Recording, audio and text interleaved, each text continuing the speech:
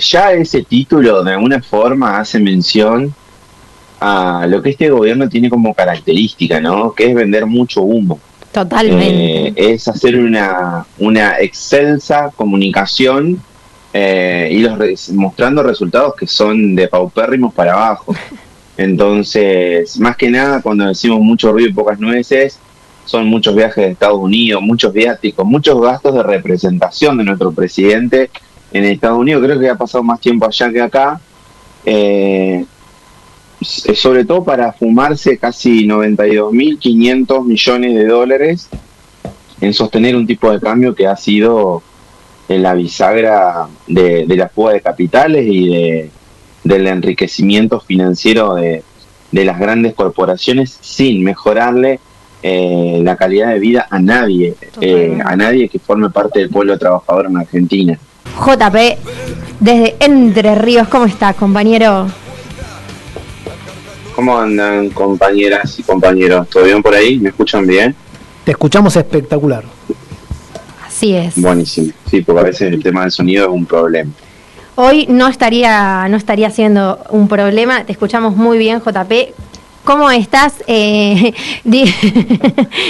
me quemé, dice el operador. No me quemé. ¿Cómo? Tal cual. ¿Cómo está allá por Entre Ríos el clima? Contanos un poco.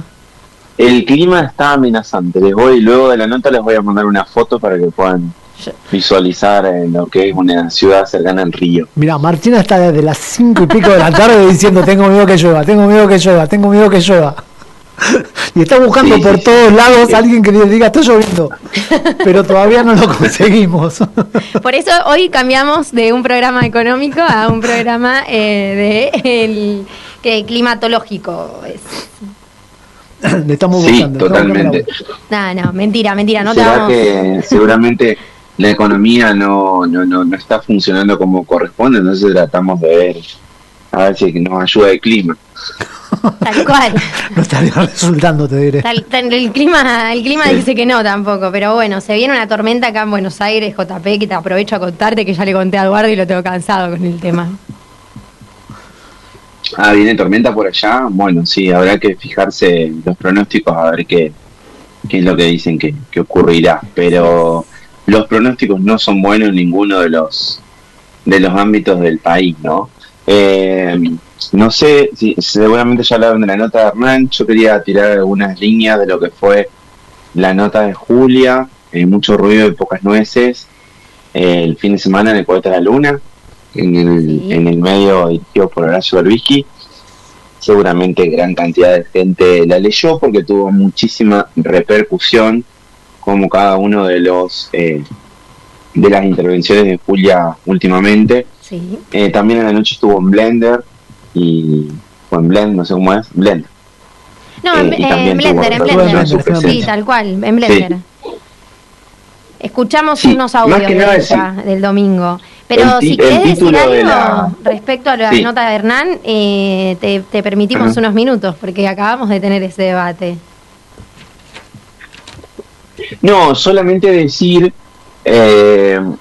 acompañar toda esa gesta que viene desarrollando Hernán en los medios, sobre todo poniendo al descubierto algo que muy pocas veces se discute, que es que hay economistas que muchas veces son del palo, son heterodoxos, pero que también responden a intereses financieros, forman parte del establishment financiero, y obviamente uno se pregunta si el día de mañana, si les toca llevar adelante alguna gestión pública, como ya ha pasado, podríamos dar nombres de la gestión anterior, nuestra, la que encabezó Alberto Fernández, pero mejor no hacerlo para evitar algún inconveniente.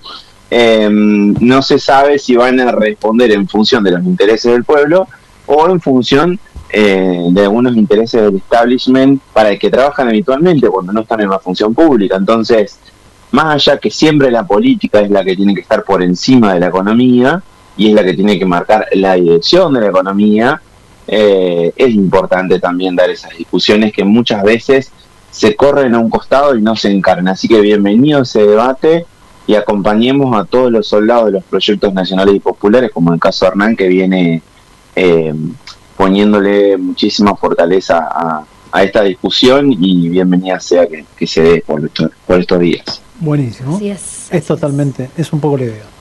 Y respecto al editorial de Julia en El cohete a la luna, que se titula Mucho moño y pocas nueces, mucha tela para cortar, ¿no? Agregándole un poco más de modo ricotero al título. Sí, tal cual. Ya ese título de alguna forma hace mención a lo que este gobierno tiene como característica, ¿no? Que es vender mucho humo. Totalmente. Es hacer una excelsa comunicación y mostrando resultados que son de paupérrimos para abajo. Entonces, más que nada, cuando decimos mucho ruido y pocas nueces, son muchos viajes de Estados Unidos, muchos viáticos, muchos gastos de representación de nuestro presidente en Estados Unidos. Creo que ha pasado más tiempo allá que acá. Sobre todo para fumarse casi 92.500 millones de dólares en sostener un tipo de cambio que ha sido la bisagra de la fuga de capitales y del enriquecimiento financiero de las grandes corporaciones, sin mejorarle la calidad de vida a nadie que forme parte del pueblo trabajador en Argentina.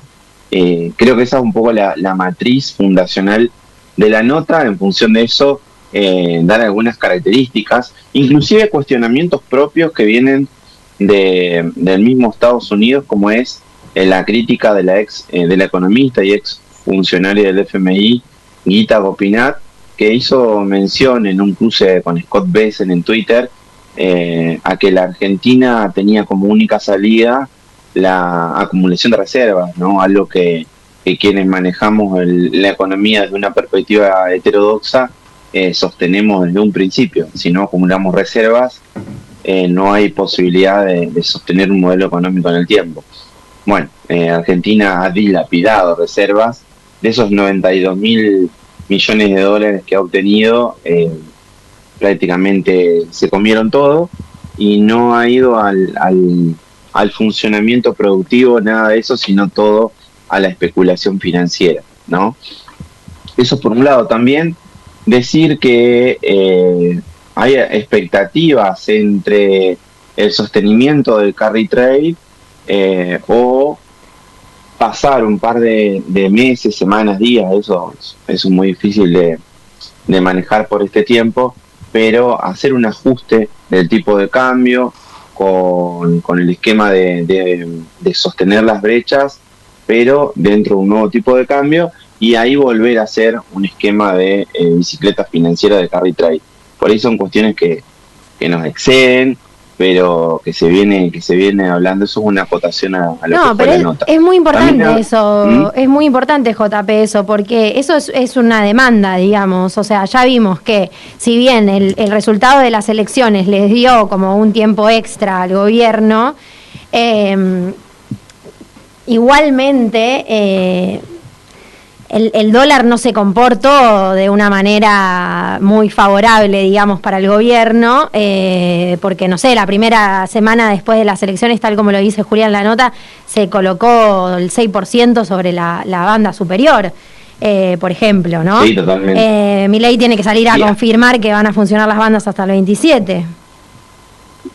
Entonces, hay algunas presiones de grupos económicos que habitualmente hacen la bicicleta financiera, donde se dan cuenta que esto es insostenible, este tipo de cambio. Entonces plantean, bueno, ajusten el tipo de cambio a un nivel más razonable, y luego que logren cierto amesetamiento, volvemos a generar el carry trade, digamos. Claro. Mientras uno va diciendo estas cosas, piensa todo lo negativo que implica eso, ¿no? Para nuestra economía, para la producción, para el trabajo. No va a haber manera que se reactive la economía con funcionamientos como este, ¿no? Vamos, a medida que vemos eso por un lado, por el otro vemos que crece el desempleo, que cae el consumo, que cierran casi 20.000 pequeñas y medianas empresas en el país. Son datos muy poco alentadores, pero bueno, gran parte de la población decidió darle un voto de confianza, por lo menos en esta intermedia, a la gestión de Milei, y habrá que respetarlo y seguir militando y trabajando como factor de oposición a un modelo que ya sabemos cómo va a terminar. Dentro de los datos, sí. No, que respecto, para agregarte, JP, porque tenemos tiempo hoy, así que hoy no tenés que correr. Para agregarte a eso que vos estabas diciendo respecto a la economía real, 253.728 trabajadores registrados, solamente registrados, se perdieron, o sea, 253.728 trabajadores registrados menos hay hoy que, hoy no, porque el último dato que tenemos es a julio 2025, así que sería a julio 2025 respecto de cuando asumió Milei. Es terrible. Estos son los datos del CIPA. Del CIPA, hechos en informe CEPA, tal cual. Exactamente.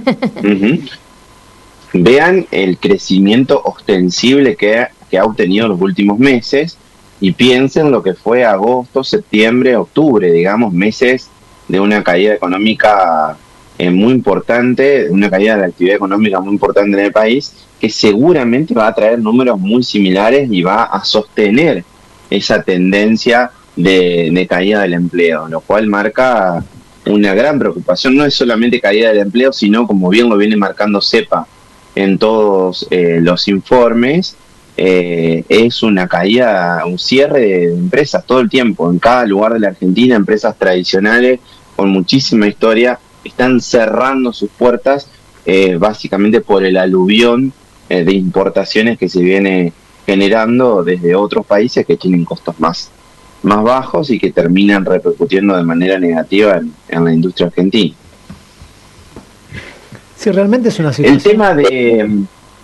Sí, algo que también se habló en esa nota y en la charla, porque vamos a decir una cuestión, todos los columnistas de Cohete, o la gran mayoría, o los más importantes, después el domingo por la mañana en Somos Radio, especifican y charlan sobre esa nota en particular, y ahí se comentó el tema del swap con Estados Unidos, ¿no? De alguna manera es como que ya tiene una característica, todavía no se sabe bien, pero se presume que ya viene activado. ¿Qué significa esto? Si no está activado, no es deuda ni nada por el estilo, solamente un intercambio de monedas.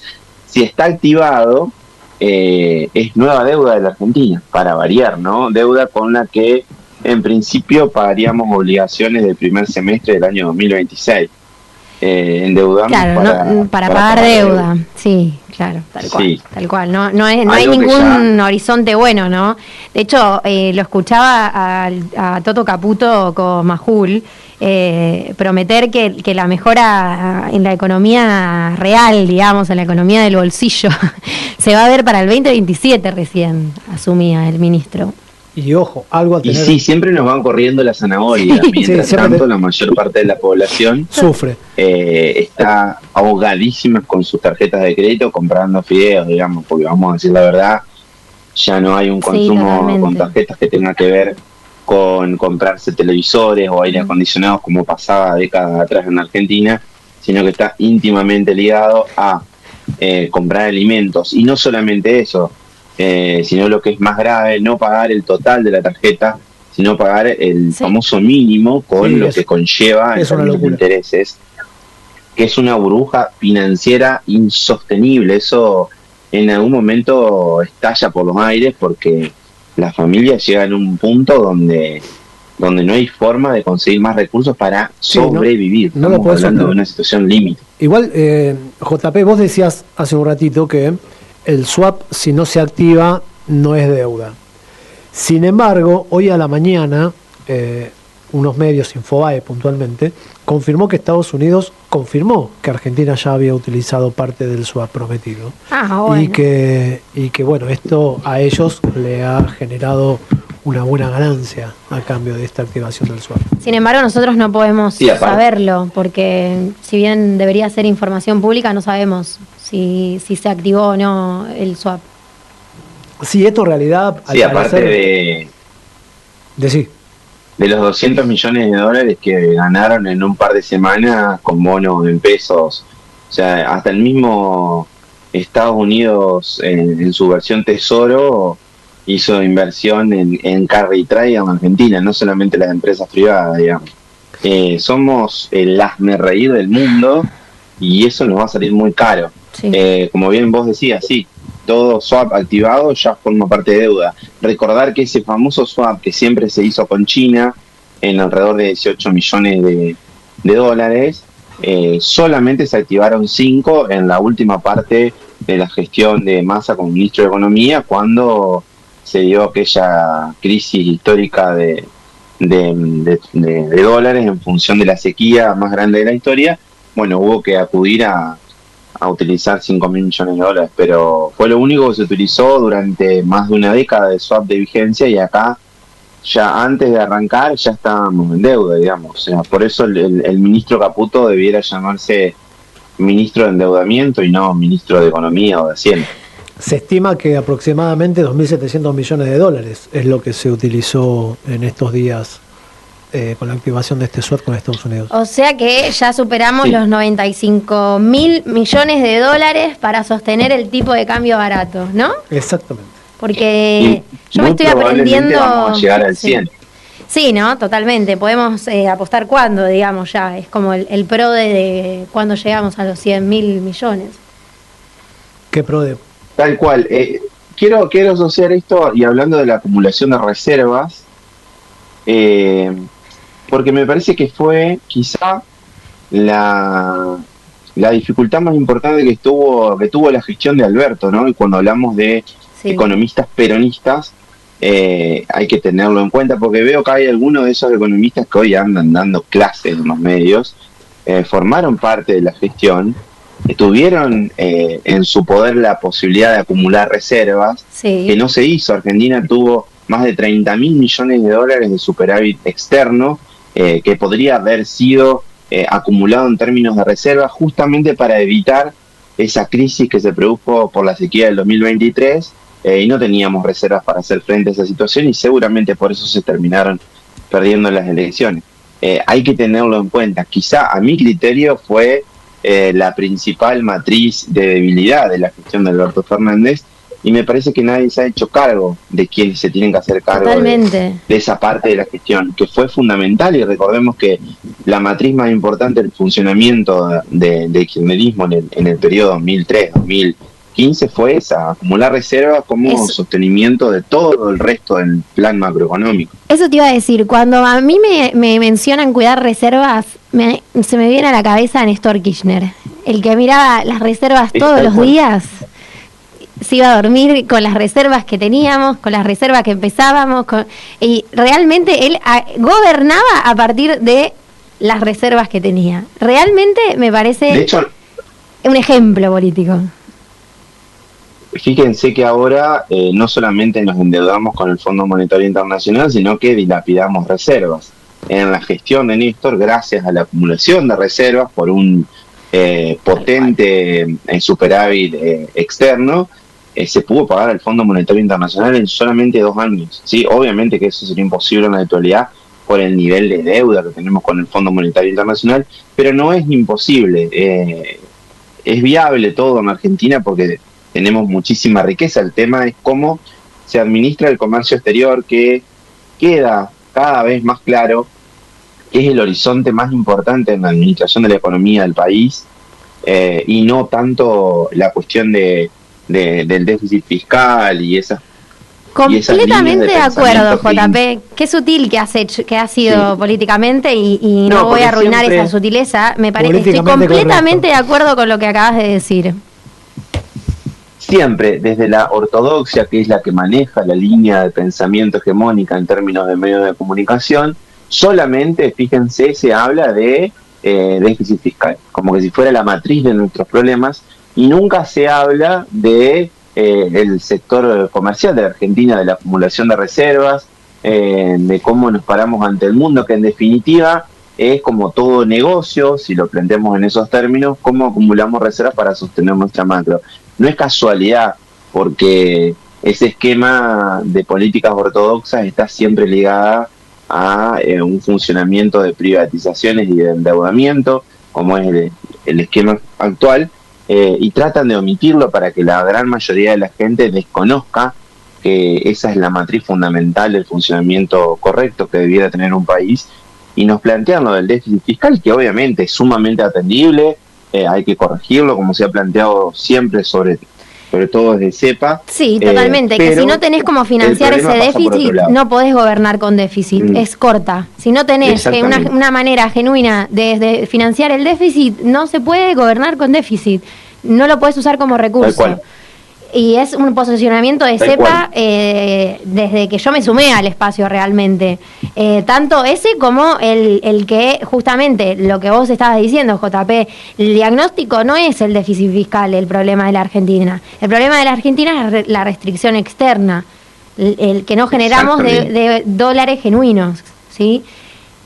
Pero eso es no es que solamente no generamos, sino que no administramos correctamente, porque en la gestión Alberto, reitero, hubo más de 30.000 millones de dólares de superávit externo que en muchos casos se fue a pagar deuda de empresas privadas que eran de dudosa legitimidad, digamos, y eso ni siquiera se investigó. Entonces, hay muchísima complicidad de funcionarios que formaron parte de aquella época manejando la economía del país y que no tuvieron reparos para darle dólares a empresas privadas que terminaron siendo ausencia de reservas cuando el Estado lo necesitaba para enfrentar esa crisis de la sequía.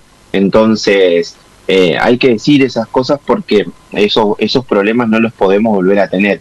Si queremos emular lo que fue la gestión Néstor Kirchner, hay que sentarse sobre las reservas y ser muy austeros y utilizarlas solamente para el funcionamiento del aparato productivo y nada que tenga que ver con de alguna forma agradecerle o ser complaciente con empresas vinculadas al poder económico que tienen deudas en el exterior de dudosa procedencia. Totalmente de acuerdo, JP. Bueno, te agradecemos muchísimo por el intercambio, por la nota, la columna del día de hoy.